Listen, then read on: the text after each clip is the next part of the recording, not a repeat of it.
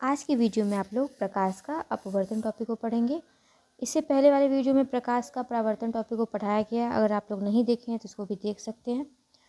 और next topic में आप लोगों को प्रकाश का पूर्ण आंतरिक परावर्तन पढ़ाया जाएगा, जो नेक्स्ट वीडियो में आएगा।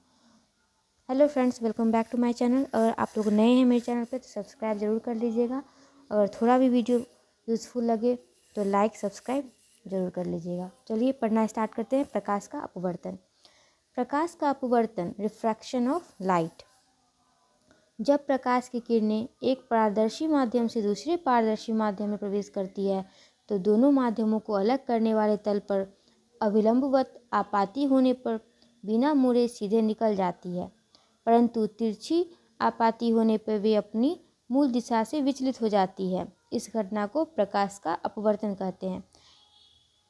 यह कह रहा है, अगर एक माध्यम से दूसरे माध्यम में प्रकाश जाती है तो ये अविलंब के समांतर होके जाती है, तो ये तिरछी नहीं होती है। लेकिन अगर वो अविलंब से दूर है और थोड़ी मुड़ कर जा रही है, थोड़ी दूर से जा रही है, तो ये अपने दिशा से थोड़ी मुड़ जाती है, अपने लंबवत दिशा से थोड़ा मुड़ जाती है। तो इसको क्या कहते हैं? प्रकाश का अपवर्तन कहते हैं। जैसे विरल माध्यम से सघन माध्यम में जाती है तो प्रकाश अपने अविलंब की ओर मुड़ जाती है। ठीक है, तो ये जब प्रकाश की कोई किरण विरल माध्यम से सघन माध्यम, जैसे हवा से पानी में, ठीक, विरल माध्यम कौन सा हो गया? हवा हो गया। और सघन माध्यम कौन हो गया? पानी हो गया। में प्रवेश करती है तो वह दोनों माध्यमों के पृष्ठ पर खींचे गए अविलंब की ओर झुक जाती है, जैसा चित्र ए में दिखाया गया था। यहाँ जो दिखाया गया है वही है। अब नेक्स्ट है, तथा जब किरण सघन माध्यम से विरल माध्यम में प्रवेश करती है तो सघन माध्यम हो गया पानी और विरल माध्यम हो गया हवा। तो सघन से अगर पानी से हवा में प्रवेश करेगी तो वो अविलंब से दूर हट जाती है, जैसे चित्र बी में दिखाया गया है। लेकिन जो किरण अविलंब के समांतर प्रवेश करती है, जैसा बताए थे हम कि अविलंब के समानांतर प्रवेश करेगी तो उसके पथ में कोई भी परिवर्तन नहीं होगा और वह बिना झुके सीधी निकल जाती है। ठीक है, जैसे कि अविलंब के समांतर आ रही है किरण, तो ये बिना मुड़े किधर भी मुड़े वो सीधी निकल जाएगी। ठीक है, ये ध्यान में रखिए, यह हर जगह नहीं मिलता ये पॉइंट, लेकिन यहाँ पे दिया गया है। अब है अपवर्तन के नियम। अब अपवर्तन के नियम क्या हैं? ये दो नियम हैं। पहला है आपतित किरण, इंसिडेंट रे, अविलंब नॉर्मल, तथा अपरिवर्तित किरण, रिफ्रैक्टेड रे, तीनों एक ही समतल में स्थित होते हैं। ये पहला लॉ कहता है रिफ्रैक्शन का। दूसरा लॉ के अकॉर्डिंग किन्हीं दो माध्यमों के लिए आपतन कोण की ज्या तथा अपवर्तन कोण की ज्या का अनुपात एक नियतांक होता है। जैसे sine i by sine r equal to mu, जो नियतांक होता है। इस नियतांक को पहले माध्यम के सापेक्ष दूसरे माध्यम का अपवर्तनांक, रिफ्रैक्टिंग इंडेक्स कहते हैं। इस नियम को स्नेल का नियम कहते हैं। तो अपवर्तन के कौन से नियम को स्नेल का नियम कहते हैं? तो ये सेकेंड लॉ को, ठीक है, सेकेंड नियम को। यदि पहले माध्यम को 1 से तथा दूसरे माध्यम को 2 से प्रदर्शित किया जाए तो अपवर्तनांक को, रिफ्रैक्टिव इंडेक्स को 1 म्यू 2 से प्रदर्शित किया जाता है। इस प्रकार sine i by sine r equal to 1 mu 2। यदि तीन माध्यम 1, 2 और 3 हो तो 1 mu 2 into 2 mu 3 into 3 mu 1 equal to 1। यदि माध्यम 1 वायु हो, माध्यम 2 जल हो तथा माध्यम 3 कांच हो तब a mu W into W mu g, यहाँ पे ए एयर हो गया, डब्ल्यू वाटर हो गया, जी ग्लास हो गया, into G mu A air हो गया equal to 1 equal to W mu ji equal to 1 bye A mu W into G mu A equal to A mu G bye A mu W. यदि प्रकाश का अपवर्तन निर्वात से किसी माध्यम में होता है, तब आपतन कोण के साइन और अपवर्तन कोण के साइन के अनुपात को उस माध्यम का निरपेक्ष अपवर्तनांक, एब्सोल्यूट रिफ्लेक्टिव इंडेक्स कहते हैं। किसी माध्यम का निरपेक्ष अपवर्तनांक निर्वात में प्रकाश की चाल तथा उस माध्यम में प्रकाश की चाल के अनुपात के बराबर होता है।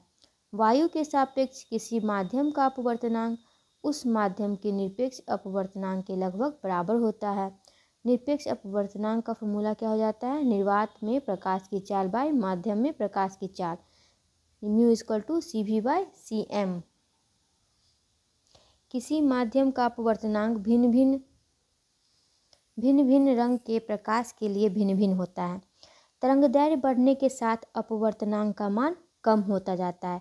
मतलब जैसे जैसे तरंगदैर्घ्य बढ़ेगा वैसे वैसे अपवर्तनांक कम होता जाएगा। ये इन्वर्सली प्रोपोर्शनल हो गया तरंगदैर्घ्य का अपवर्तनांक। तो दृश्य प्रकाश में लाल रंग का अपवर्तनांक सबसे कम तथा बैगनी रंग का अपवर्तनांक सबसे अधिक होता है। तो दृश्य प्रकाश में क्या बोल रहा है? लाल रंग का अपवर्तनांक सबसे कम और बैगनी रंग का सबसे अधिक होता है, क्योंकि लाल रंग का तरंगदैर्घ्य सबसे अधिक होता है। जानते होंगे आप लोग व्यू की ओर से, तो रेड का सबसे ज़्यादा तरंगदैर्घ्य होता है, तो और बैगनी, इसीलिए उसका अपवर्तनांक सबसे कम होता है। ठीक है, अब बैगनी रंग का तरंगदैर्घ्य सबसे कम होता है, तो इसीलिए इसका अपवर्तनांक सबसे ज़्यादा होता है। ताप बढ़ने पर सामान्यतः अपवर्तनांक घटता है, तो ताप का भी इन्वर्सली प्रोपोर्शनल हो गया अपवर्तनांक।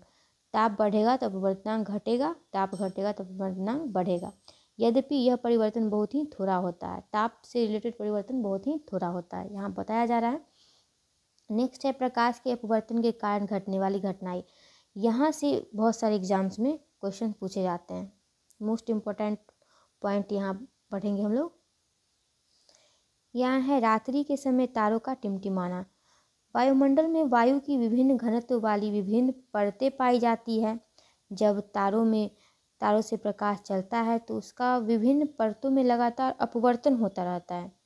चूँकि वायु की परतें स्थिर नहीं होती, इसलिए हमें यह महसूस होता है कि तारे भिन्न भिन्न समयांतरालों में भिन्न भिन्न स्थितियों में हैं, अर्थात तारे हमें टिमटिमाते हुए प्रतीत होते हैं। तो तारे का टिमटिमाना प्रकाश का अपवर्तन के कारण होता है। अब दूसरा है पानी से भरे किसी बर्तन की तली में पड़ा हुआ सिक्का ऊपर उठा हुआ दिखाई पड़ता है। इसका कारण यह है कि जब हम बर्तन में पानी डालते हैं तो अपवर्तन के कारण सिक्का कुछ ऊपर उठा हुआ प्रतीत होता है तथा हमें दिखाई देने लगता है। तो ये सिक्का भी ऊपर उठा हुआ दिखता है, ये भी अपवर्तन के कारण दिखता है। अब थर्ड है जल के अंदर पड़ी हुई मछली वास्तविक गहराई से कुछ ऊपर उठी हुई दिखाई पड़ती है, ये भी अपवर्तन के कारण होता है। अब है द्रव में अंशतः डूबी हुई सीधी छड़ टेढ़ी दिखाई पड़ती है, ये भी अपवर्तन के कारण। सूर्योदय के कुछ समय पहले एवं सूर्यास्त के कुछ समय बाद तक सूर्य क्षितिज के नीचे होने पर भी हमें दिखाई देता है, ये भी अपवर्तन के कारण होता है। एक ट्रिक याद रखिएगा, अपवर्तन में कोई भी एग्जाम्पल अगर पूछता है एग्जाम में तो एक ट्रिक याद रखिएगा कि कोई भी चीज़ अगर दे रहा है वो अपने स्थान से परिवर्तन में कर रहा है, अपने स्थान से अलग दिख रहा है। जैसे सूर्य है, सूर्योदय से कुछ समय पहले या बाद में सूर्यास्त के, तो वो अपने स्थान से अलग दिख रहा है, तो ये अपवर्तन के कारण हो रहा है। जैसे कि सिक्का है पानी में, तो ये भी अलग दिख रहा है। तो ये अगर क्वेश्चन ऐसा रहा कि ये अपने स्थान से अलग दिख रहा है कोई भी चीज़, तो वो मोस्टली अपवर्तन के कारण ही होगा, तो उसका आंसर अपवर्तन ही लगाइएगा। Thanks for watching my video. और कैसा लगा वीडियो, अच्छा लगा तो लाइक सब्सक्राइब जरूर कीजिएगा। और नेक्स्ट वीडियो में आप लोग को मिलेगा और उसमें टॉपिक होगा प्रकाश का पूर्ण आंतरिक परावर्तन। Thanks for watching, keep smiling, keep learning.